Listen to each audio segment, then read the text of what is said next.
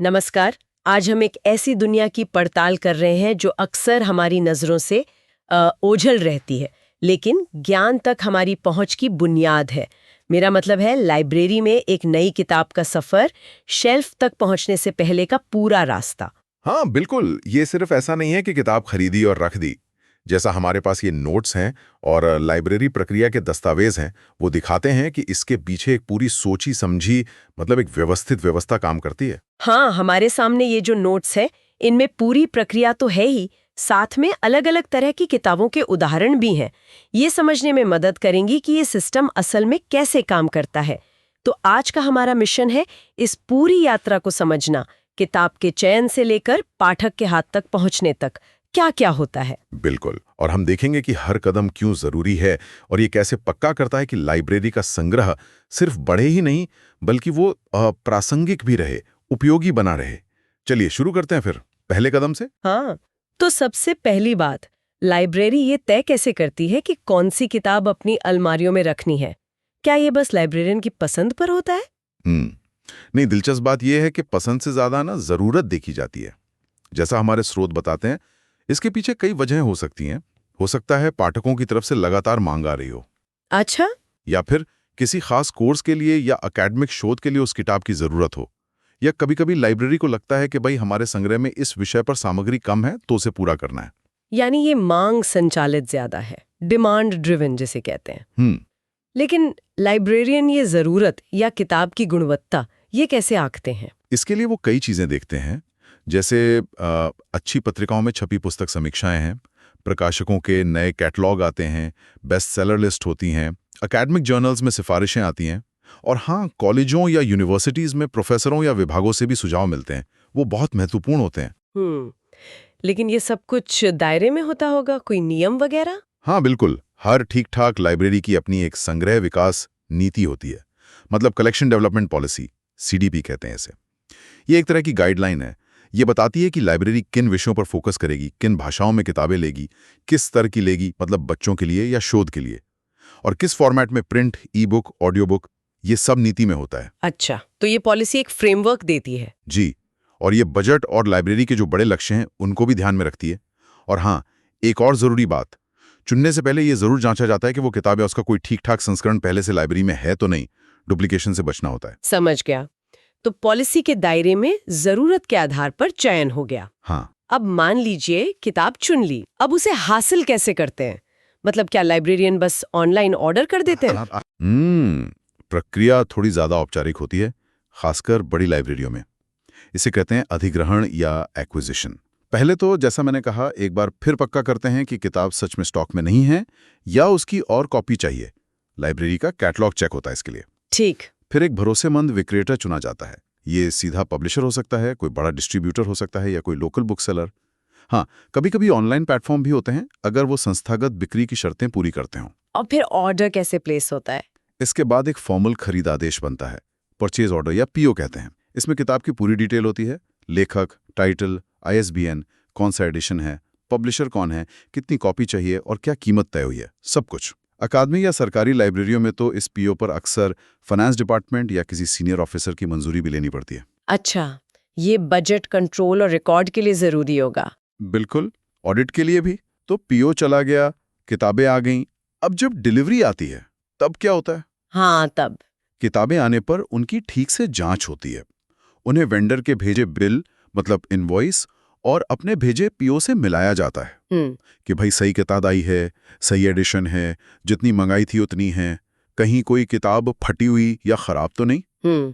सब कुछ ठीक होने पर बिल को पेमेंट के लिए प्रोसेस किया जाता है, और उसकी जानकारी जैसे बिल नंबर, तारीख, वेंडर का नाम, कितनी रकम थी, ये सब फाइनेंशियल रिकॉर्ड में दर्ज होती है। पूरी प्रक्रिया में एक तरह की जवाबदेही बनी रहती है। मैंने लाइब्रेरी की प्रक्रियाओं में ये शब्द कई बार सुना है, एक्सेसिंग।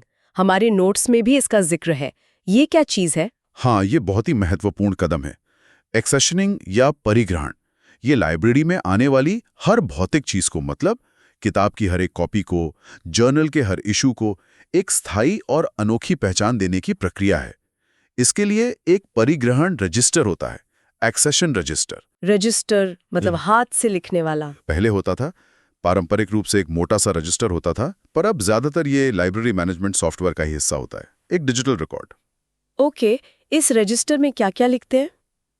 इसमें किताब के बारे में कई जानकारियां होती हैं, जैसे किस तारीख को मिली, टाइटल, लेखक, पब्लिशर, एडिशन, किससे खरीदी, बिल नंबर क्या था, कीमत क्या थी।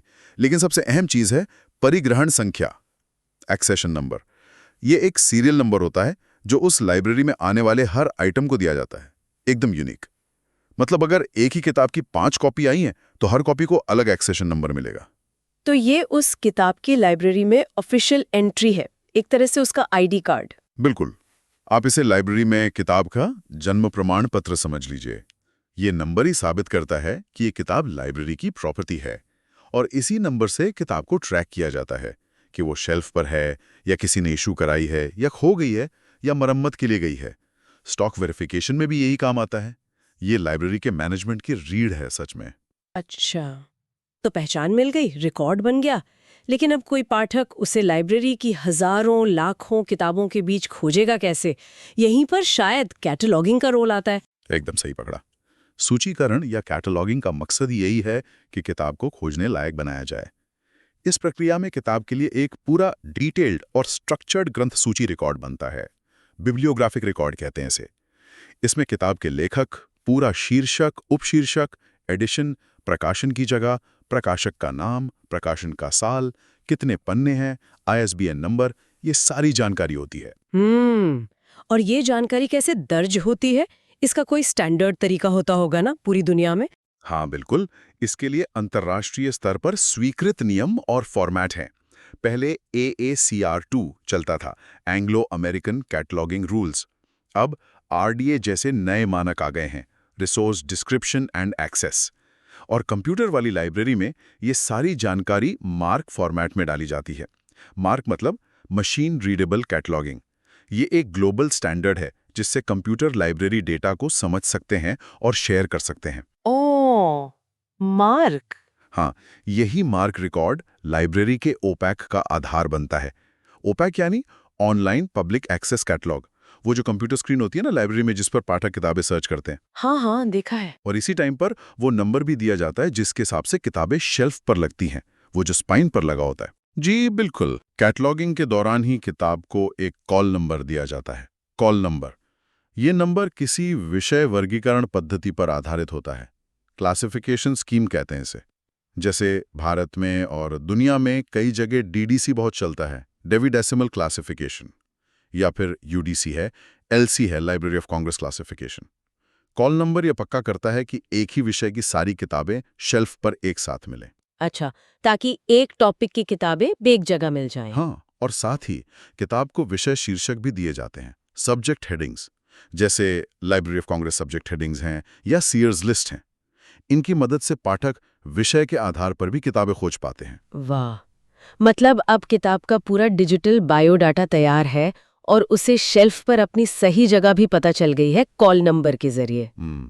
लेकिन किताब पर भी तो कुछ काम होता होगा ना? मेरा मतलब है फिजिकली। बिल्कुल, रिकॉर्ड तो बन गया, अब किताब को शारीरिक रूप से इस्तेमाल के लिए तैयार करना होता है। इस प्रक्रिया को तकनीकी भाषा में प्रोसेसिंग कहते हैं। इसमें कई काम होते हैं। सबसे पहले तो लाइब्रेरी की मोहर लगती है, ओनरशिप स्टैंप।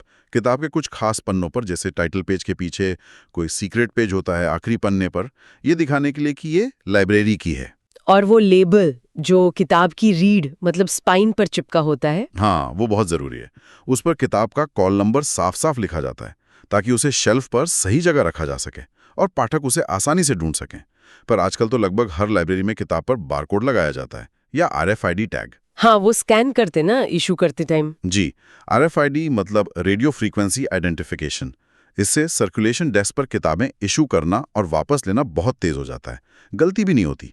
और RFID टैग तो सुरक्षा में भी मदद करते हैं। लाइब्रेरी के गेट पर सेंसर लगे होते हैं ना, वो बिना इशू हुई किताब को पकड़ लेते हैं, अलार्म बज जाता है। अच्छा, और भी कुछ होता है प्रोसेसिंग में? हाँ, पुराने सिस्टम में किताब के पीछे एक पॉकेट चिपकाते थे, उसमें बुक कार्ड और डेट स्लिप डालते थे। पर अब ऑटोमेशन के बाद ये कम हो गया है। कई लाइब्रेरियां किताब को फटने से बचाने के लिए या ज्यादा दिन चले, इसके लिए उस पर प्लास्टिक का कवर भी चढ़ाती हैं, खासकर पेपरबैक किताबों पर। तो ये सब काम हो जाने के बाद किताब भौतिक रूप से तैयार है। तैयारी पूरी। अब किताब का अगला पड़ाव क्या है? सीधे अपनी परमानेंट शेल्फ पर? हमेशा नहीं। कई लाइब्रेरियां क्या करती हैं, नई आई किताबों को तुरंत उनके कॉल नंबर वाली जगह पर नहीं भेजती। पहले कुछ समय के लिए उन्हें एक खास डिस्प्ले एरिया में रखती हैं। उसे कहते हैं नई आगमन या न्यू अराइवल सेक्शन। ये सेक्शन अक्सर लाइब्रेरी के एंट्रेंस के पास होता है या कहीं ऐसी जगह जहां लोगों की नजर आसानी से पड़े। इसका क्या फायदा है? फायदा ये है कि पाठकों को तुरंत पता चल जाता है कि भाई लाइब्रेरी में हाल ही में कौन सी नई किताबें आई हैं। लोग अक्सर इस सेक्शन को देखना पसंद करते हैं कि कुछ नया क्या आया है। कुछ हफ्ते या शायद 1 महीने तक यहाँ रखने के बाद किताब को उसकी स्थायी जगह पर भेज दिया जाता है, यानी शेल्फ में, कॉल नंबर के सही क्रम में, और साथ ही ओपैक में यानी ऑनलाइन कैटलॉग में उसकी स्थिति प्रोसेसिंग में से बदलकर उपलब्ध या अवेलेबल कर दी जाती है। ये तो बहुत बढ़िया तरीका है नई किताबों को हाईलाइट करने का। लेकिन क्या लाइब्रेरी ये भी पक्का करती है कि जिन लोगों को इन नई किताबों में खास दिलचस्पी हो सकती है, उन तक ये जानकारी पहुंचे? हाँ, ये भी जरूरी है। उपयोगकर्ताओं को सूचित करना, नोटिफिकेशन जिसे कहते हैं, ये प्रक्रिया का एक अहम हिस्सा है। इसके कई तरीके हैं। लाइब्रेरी नियमित रूप से, मान लीजिए हफ्ते में या महीने में, एक नई आगमन सूची जारी कर सकती है, न्यू अराइवल्स लिस्ट। इसे नोटिस बोर्ड पर लगा दिया या सदस्यों को ईमेल कर दिया या लाइब्रेरी की वेबसाइट पर डाल दिया। और कोई तरीके? हाँ, जो ज्यादा महत्वपूर्ण या इंतजार वाली किताबें होती हैं, उनके बारे में लाइब्रेरी अपने न्यूज़लेटर में बता सकती है या ब्लॉग पर लिख सकती है या सोशल मीडिया पर पोस्ट कर सकती है। कुछ जो नए लाइब्रेरी सॉफ्टवेयर हैं, उनमें तो यूजर्स अपनी रुचि के विषयों या लेखकों के लिए अलर्ट भी सेट कर सकते हैं। तो जब उस विषय पर कोई नई किताब सिस्टम में आती है, यूजर को अपने आप ईमेल या ऐप पर नोटिफिकेशन मिल जाता है। चलिए अब इस पूरी प्रक्रिया को कुछ उदाहरणों से समझते हैं। हमारे नोट्स में कुछ अलग अलग तरह की किताबों का जिक्र है, देखते हैं उनका सफर कैसे थोड़ा अलग रहा होगा। जैसे एक क्लासिक टेक्स्ट बुक है एसआर रंगनाथन की इंट्रोडक्शन टू लाइब्रेरी साइंस। हाँ, ये लाइब्रेरी साइंस के छात्रों के लिए तो बहुत ज़रूरी किताब है। तो इसका चयन हुआ होगा पाठ्यक्रम की ज़रूरत के आधार पर। अधिग्रहण शायद सीधे प्रकाशक से किया गया होगा, एसएस पब्लिकेशन से। एक्सेशनिंग में इसे एक यूनिक नंबर मिला होगा, मान लीजिए 10,501। कैटलॉगिंग में इसे डीडीसी नंबर 020 मिला, लाइब्रेरी एंड इंफॉर्मेशन साइंसेस, और विषय मिला लाइब्रेरी साइंस। प्रोसेसिंग में स्पाइन पर लेबल लगा 020 रैन, बारकोड लग गया। फिर शायद कुछ दिन न्यू अराइवल्स में रखने के बाद इसे LIS सेक्शन की शेल्फ पर भेज दिया गया होगा और छात्रों को लिस्ट के जरिए बता दिया गया होगा। ठीक है, ये काफी स्टैंडर्ड प्रक्रिया लगती है। अब देखते हैं एक और किताब, फिजिक्स फॉर इंजीनियर्स। ये शायद किसी डिपार्टमेंट ने सुझाई हो? बिल्कुल। मान लीजिए फिजिक्स डिपार्टमेंट ने इसे रिकमेंड किया, तो चयन का आधार हुआ फैकल्टी की सिफारिश। इसे शायद किसी लोकल वेंडर से खरीदा गया होगा। एक्सेशन नंबर मिला, जैसे 10502। कैटलॉगिंग में डीडीसी नंबर 530 दिया गया, फिजिक्स। प्रोसेसिंग में हो सकता है बारकोड के साथ RFID टैग भी लगाया गया हो, सुरक्षा और ट्रैकिंग के लिए। इसे फिर विज्ञान सेक्शन में शेल्फ किया गया होगा, और शायद साइंस फैकल्टी का न्यूज़लेटर में या संबंधित कोर्स की रीडिंग लिस्ट में इसका जिक्र किया गया होगा। अच्छा, और अगर कोई किताब दान में मिले तो, जैसे हमारे पास भगवद गीता का उदाहरण है जो दान में मिली, क्या उसके साथ कुछ अलग होता है? प्रक्रिया काफी हद तक वही रहती है, बस वो खरीदने वाला स्टेप नहीं होता। मान लीजिए ये लाइब्रेरी ने अपने संग्रह में विविधता लाने के लिए या किसी पाठक की मांग पर स्वीकार की। एक्सेशनिंग तो जरूर होगी, एक नंबर मिलेगा जैसे 10503, लेकिन रिकॉर्ड में ये जरूर लिखा जाएगा कि ये गिफ्ट कॉपी है। कभी कभी दान देने वाले का नाम भी दर्ज किया जाता है या एक खास स्टैंप लगती है, रिसीव्ड एज डोनेशन। कैटलॉगिंग में इसे विषय हिंदू फिलॉसफी और डीडीसी नंबर 294.5924 मिलेगा। प्रोसेसिंग के बाद इसे धर्म या दर्शन वाले सेक्शन में रखा जाएगा और हो सकता है कुछ समय के लिए डोनेटेड बुक्स वाले डिस्प्ले में भी लगाया जाए। कुछ किताबें बहुत खास होती हैं, जैसे ऑक्सफोर्ड इंग्लिश डिक्शनरी का पूरा सेट आता है 20 वॉल्यूम का, या बड़े साइज के एटलस होते हैं। इन्हें कैसे हैंडल करते हैं? हाँ, इनके लिए थोड़ा खास ध्यान रखना पड़ता है। जैसे OED का सेट है तो हर वॉल्यूम को अपना अलग एक्सेशन नंबर मिलेगा। मान लीजिए 10504 से लेकर 10523 तक। कैटलॉगिंग में इसे एक मल्टी वॉल्यूम सेट के रूप में दर्ज किया जाएगा। डीडीसी नंबर 423 मिलेगा इंग्लिश डिक्शनरीज। प्रोसेसिंग में हर वॉल्यूम पर कॉल नंबर लेबल के साथ एक रेफ का निशान भी लगेगा। रेफ मतलब रेफरेंस। इसका मतलब है कि इसे लाइब्रेरी से बाहर नहीं ले जा सकता। अच्छा, ये इश्यू नहीं होती? जी नहीं, इसे रेफरेंस सेक्शन में ही रखा जाएगा। इसी तरह जो बड़े साइज के एटलस होते हैं, जैसे DDC 912 वाले, उन पर भी रेफ का लेबल लगेगा और साथ में ओवरसाइज्ड का टैग भी लग सकता है। और उन्हें सामान्य शेल्फ पर रखने की बजाय जो ओवरसाइज्ड किताबों के लिए अलग से शेल्फ होती हैं, वहां रखा जाएगा। और कंप्यूटर साइंस की किताबें जैसे डेटाबेस सिस्टम कॉन्सेप्ट्स हैं, DDC 005.74 या आर्टिफिशियल इंटेलिजेंस DDC 006.3, या कानून की किताब जैसे इंडियन पीनल कोड DDC 345.5402, इनका क्या? ये सब भी उसी मूल प्रक्रिया से गुजरेंगी। चयन शायद डिपार्टमेंट या कोर्स की जरूरत पर हुआ होगा, अधिग्रहण किसी अच्छे वेंडर से, फिर एक्सेसिंग, कैटलॉगिंग, सही DDC नंबर और विषय के साथ, फिर प्रोसेसिंग, लेबल, बारकोड या RFID टैग, और अंत में संबंधित विषय के सेक्शन में शेल्फिंग, कंप्यूटर साइंस या लॉ, और फिर छात्रों या संबंधित विभाग को सूचना देना ईमेल से या रीडिंग लिस्ट के जरिए। फर्क बस किताब के विषय, उसके फॉर्मेट और उसके पढ़ने वाले कौन हैं, इसके हिसाब से हैंडलिंग की छोटी-छोटी बातों में हो सकता है। तो यहाँ ये बात एकदम साफ हो जाती है कि एक बुनियादी ढांचा तो है। चयन, अधिग्रहण, एक्सेशनिंग, कैटलॉगिंग, प्रोसेसिंग, शेल्फिंग, सूचना, ये सब होता है। लेकिन हर किताब की अपनी ज़रूरतें होती हैं। एक उपन्यास को जैसे हैंडल करेंगे, वो एक महंगे रेफरेंस सेट से थोड़ा अलग होगा। बिल्कुल, ये प्रक्रिया मानकीकृत तो है, पर साथ ही जरूरत के हिसाब से इसमें लचीलापन भी है। मकसद एक ही है, हर तरह की सामग्री, चाहे वो टेक्स्ट बुक हो, नॉवेल हो, रेफरेंस बुक हो या दान में मिली हो, वो व्यवस्थित रूप से संग्रह का हिस्सा बने और सही पाठक तक आसानी से पहुंच सके।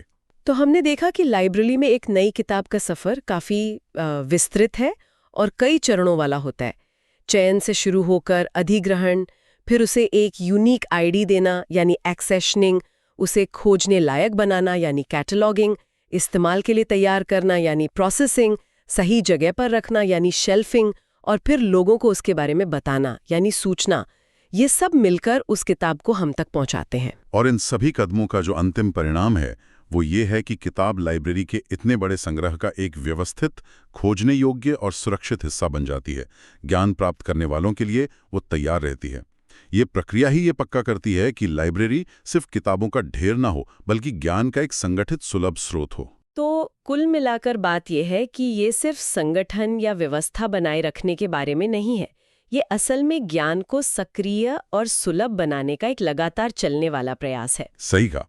और यहाँ एक विचार है जिस पर आगे सोचा जा सकता है। देखिए, हमने आज बात की ज्यादातर भौतिक किताबों की, प्रिंट बुक्स की, लेकिन आज के डिजिटल युग में लाइब्रेरी में तो अब ई-बुक्स हैं, ऑनलाइन जर्नल्स हैं, बड़े बड़े डेटाबेसेस हैं, डिजिटल आर्काइव्स हैं, ये सब भी तो बहुतायत में हैं।